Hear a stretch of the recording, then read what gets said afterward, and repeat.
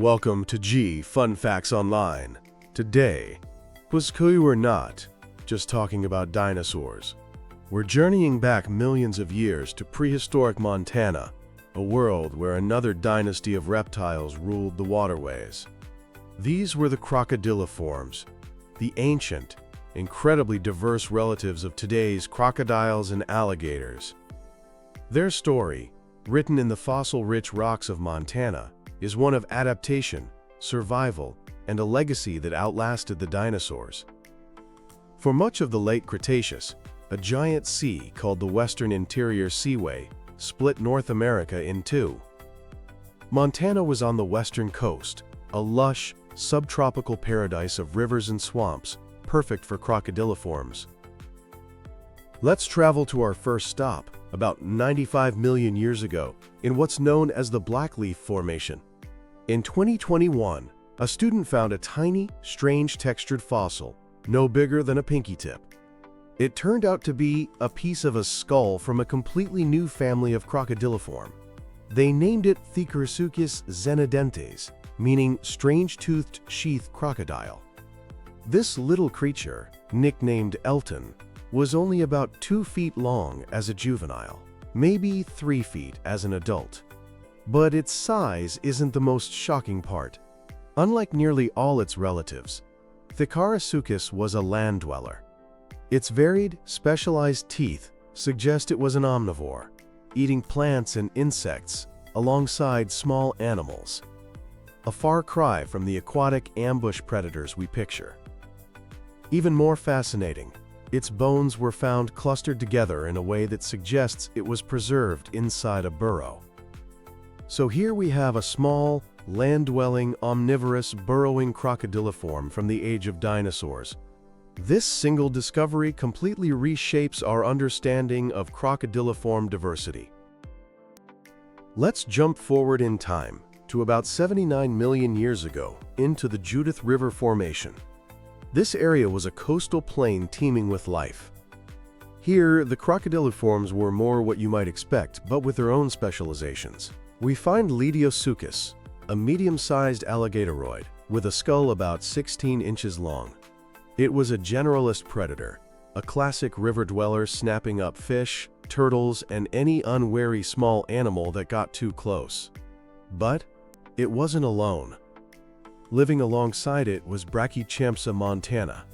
This alligatorid had a short, blunt snout and powerful, bulbous teeth at the back of its jaws. These weren't for slicing meat, they were for crushing. Brachychampsa was a specialist, a durophagous predator, which means it ate hard-shelled prey. Its main menu item was likely turtles and large mollusks. This is a great example of niche partitioning. Two different crocodiliforms living in the same environment by targeting different food sources, allowing the ecosystem to support both. Around the same time, a bit further inland, the Two Medicine Formation was being deposited. This was a more upland, semi-arid environment, famous for its dinosaur nesting sites, like those of the hadrosaur Maiasaura. While the crocodiliform fossils here are less documented, it's almost certain that generalists, like Leidyosuchus, patrolled its rivers, serving as a constant threat to any animal, big or small, that needed a drink. The very presence of these crocs tells us the climate was warm, without any long freezing winters. Now, we arrive at our final stop in the age of dinosaurs, the legendary Hell Creek Formation, dating from 68 to 66 million years ago. This is the world of Tyrannosaurus rex, Triceratops, and Edmontosaurus, the final act of the Cretaceous. And in this world on the brink of apocalypse, crocodiliforms were thriving. The diversity was impressive. The most common was Borealosuchus sternbergii, a medium-sized, generalized predator about 9 feet long. It would have eaten anything it could catch: fish, turtles, maybe even small dinosaurs. Sharing the water was our old friend, the turtle crusher, Brachychampsa montana, its presence indicating a healthy population of hard-shelled prey. And then there was Thikarisuchus neociceriensis. This crocodiliform had a long, slender snout, much like a modern gharial, perfectly adapted for snatching fish from the water. So in the rivers of Hell Creek, you had a generalist, a hardshell specialist, and a fish specialist, all living side by side, a testament to the health and complexity of this ecosystem right before the end. And then, the end came. A 6-mile-wide asteroid slammed into the planet. The impact triggered a global cataclysm, wildfires, a sun-blocking dust cloud, and a total collapse of food chains. It was the Cretaceous-Paleogene extinction event, and it wiped out 75% of all species, including every single non-avian dinosaur. But the Crocodyliforms survived. How? It came down to 3 key advantages. First, their metabolism. As cold-blooded ectotherms, they need far less food than warm-blooded animals like dinosaurs. A modern crocodile can survive for over a year without a meal. This ability to wait out the lean times was critical when the world's food webs collapsed. Second, their habitat. Freshwater ecosystems seem to have recovered faster than marine or land-based ones. The food web in rivers and swamps is often based on detritus, dead organic matter.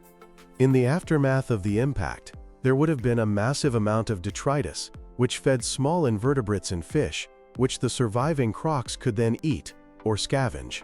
Third, their behavior.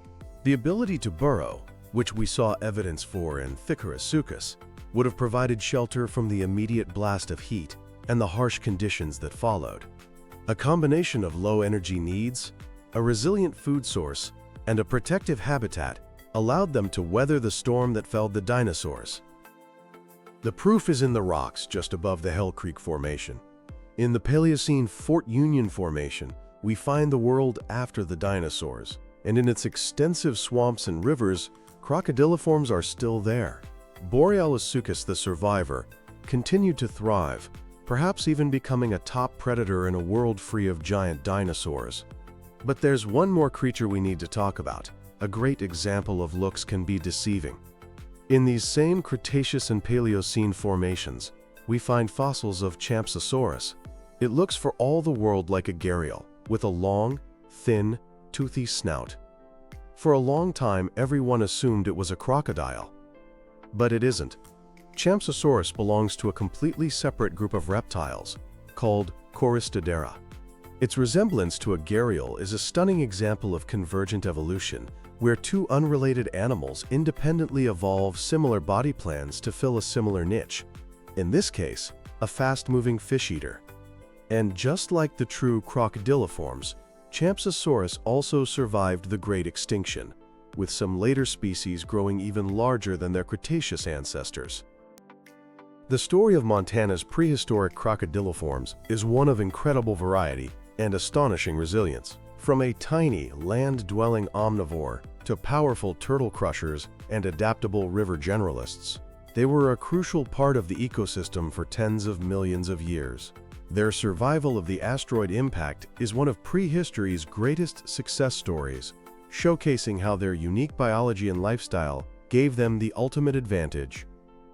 And as paleontologists continue to dig in the rich fossil beds of Montana, we can be sure that more chapters of their amazing journey through time are still waiting to be discovered.